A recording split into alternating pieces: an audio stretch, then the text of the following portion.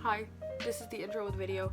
I don't know what I'm going to be talking about in the voiceover, but here we are. The video you're going to be watching is a mermaid character that Instagram helped me design. She is a mermaid in a neon colour scheme. She lives in a warm climate. She has long hair and nice makeup. So, I don't know what else to talk about in the intro. So for the design of this mermaid, I wanted to first look up some reference pictures on Pinterest, and I was dead set on going for an axolotl mermaid. And this will come to be my demise when I started drawing her, but I was dead set on this axolotl. So this was like the first sketch that I did, and like I said, I really wanted to stick with this axolotl theme. And I tried to like give her dreadlocks that are inspired by the little tentacles that the axolotl has, and it just didn't look good. Like, it just looked like ass. So I tried to find a reference photo this time and draw from that. And this was like a side angle over the shoulder, you know, something a little different, but then it ended up just looking like an alien.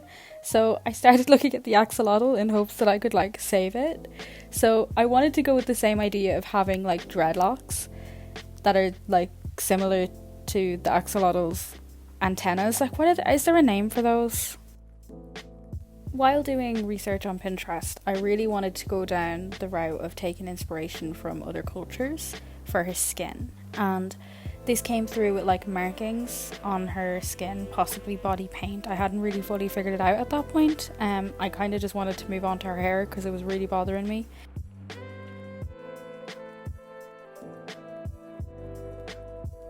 I kind of had this idea of the top of her hair being like dreadlocks and then it flowing into longer flowy hair, but I didn't fully flesh out that idea, and I got it in my head that I would just worry about it when I do the final colouring phase. In saying that, I began working on the colour schemes, and I honestly had no idea what I was doing. I was trying to take inspiration from like neon lighting sources. Like, I knew from the beginning I wanted her to be lit in neon lighting.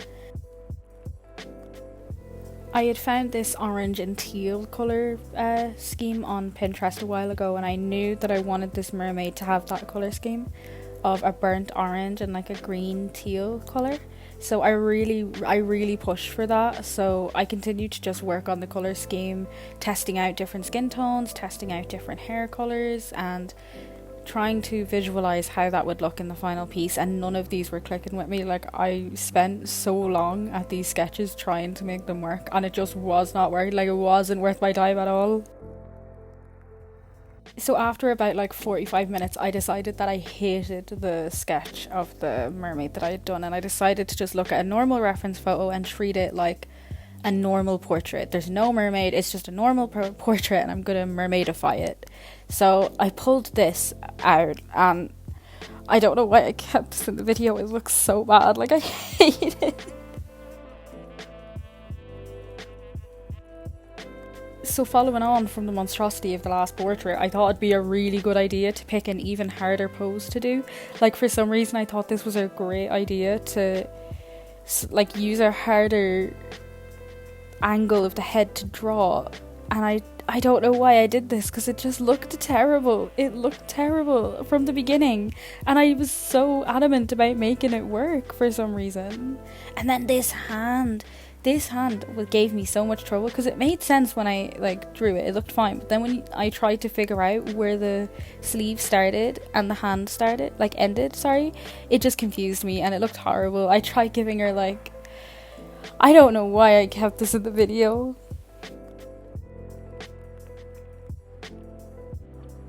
This is kind of when I decided, okay, it's time to just use one photo as reference and not worry about turning it into a mermaid or anything. So I found this. I don't know who the original photographer is, but I found it on Pinterest, and I really liked the lighting. The only thing that I didn't like was the colours, but we'll get to that later. So I just worried the shoulder gave me a bit of trouble, but I worked through it using a light purple to do the sketching and stuff like that, just so I can visualize everything and get it down. This already started out good. Like, I knew this was going to be a good one. Like, it just felt comfy, you know.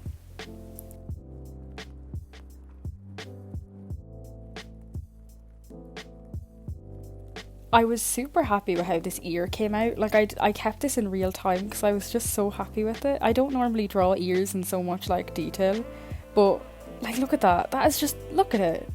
That is so like that is crispy, that ear. So I went on, this is just the line art. Like, for some reason, I've been screen recording all of my art, and for some reason, I could be recording for an hour and a half while I'm making art, and once I save it, it'll just say screen recording failed to save due to, and then it'll give me a random code, or Procreate will crash and the screen recording won't save. So I only have like a little bit of the screen recording from this art, and it's really frustrating. Like, it is really annoying, because I make a lot of my art. I don't just sit down in one sitting and finish something.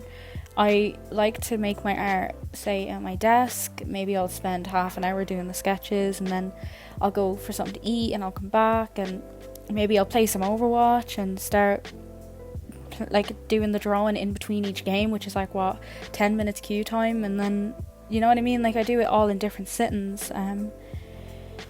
So yeah, like some of the footage that I did get was me editing the photo to match the original burnt orange and teal colour scheme that I was going for. So like I wanted to keep that in, like me editing the photo so it matched what I wanted it to look like.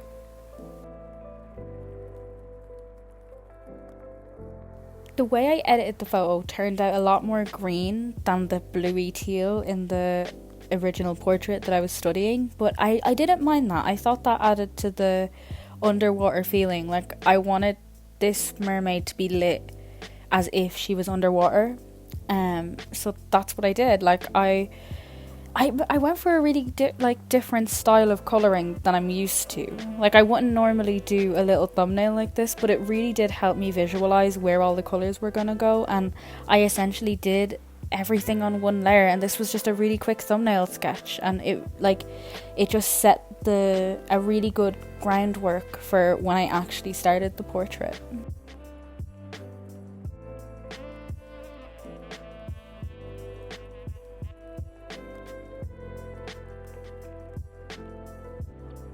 I copy and pasted my sketch onto a new canvas where I started doing the line art, but obviously before I did that I fishified her a little bit by giving her a wing.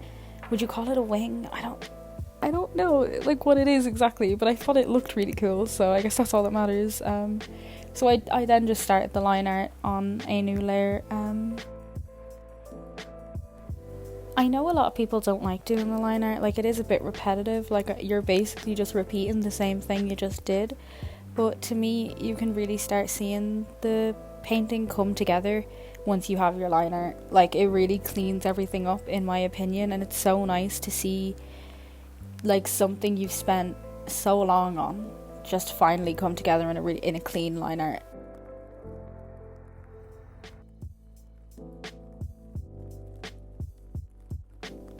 I'm running out of things to talk about, so I'm going to talk about Castlevania for a minute or two while the line art is finishing up. I've been watching it for the last couple of weeks. I just finished season 3, and I honestly felt like season 2 and 3 were just filler. Like, it feels like nothing happened. I'm watching it with my boyfriend at the moment, and he doesn't agree with me. Like, he thinks it was really good or whatever, and I don't know, if you've watched it, I'd love to know what you think, but to me it just feels like the plot didn't really go anywhere until the finale. Like, you could have cut out like 4 or 5 episodes. Like, they could have done it in like 6 episodes, I feel like, instead of 10, and you can tell there was like budget cuts and stuff like that, or it seemed like there was budget cuts.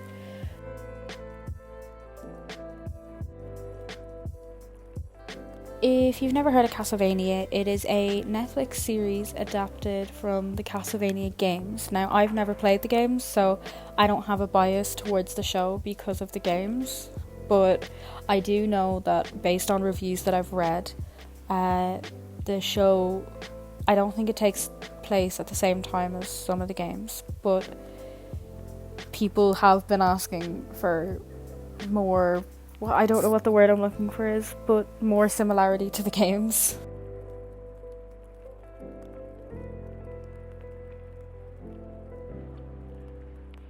Anyway, Anyway, enough about Castlevania. Procreate crashed again continuously while I was making this portrait, so the only bits you got to see were the liner, the filling in the colour, and the editing of the final photo. So you're welcome. I'm so good at this. So to finish up the video, I put the rendering here. This is just the screen recording that Procreate takes on its own. I basically just did everything on the one layer and blended it out, and I added smaller details with a smaller brush, and that was literally it. Like, it was a much less in-depth process than I'm used to when making a portrait, but I felt like it worked. Like, I didn't need to, sometimes less is more, and you don't need as much detail as you think you need, as long as it does the job. The most fun part of the portrait for me was doing the background, which I used the selection tool just to fill in random colours to imitate leaf shapes, and I tried out different layer styles. I duplicated the layers, and in the end I got this kind of underwater kelp forest, and I was honestly really happy with it.